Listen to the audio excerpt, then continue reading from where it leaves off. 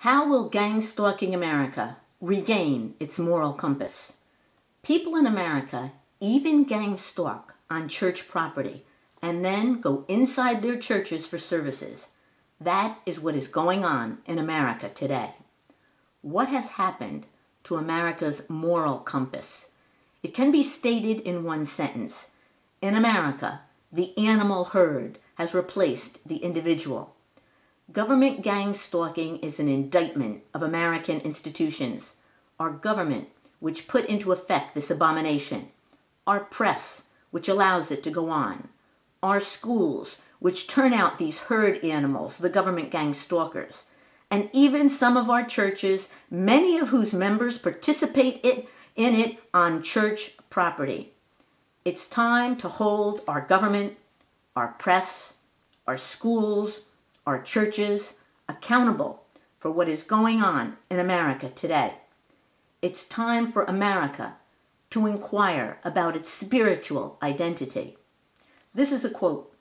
Our nation's war on terror is but the latest example, an epidemic of violence in the service of the rich and powerful. Bush Cheney, and now Obama, and I quote, continues the war of the powerful against the powerless, with new excuses, new imperatives, new lies. Government gang stalking is just the latest example of our government exercising, and this is a quote, power without compassion, might without morality, and strength without sight. It's time for America to examine its core values. It's time America found its conscience again and apply it to the way we run our government, our press, our schools, even our churches, which are now involved in gang stalking too. Developing a conscience requires pondering right and wrong, nurturing an empathy for all living things, following the golden rule of treating others as you want to be treated, learning how to recognize liars who bend the truth for their own selfish purposes, speaking up in the face of injustice to others. The first step in breaking from the immoral gang-stalking herd is to find your personal values.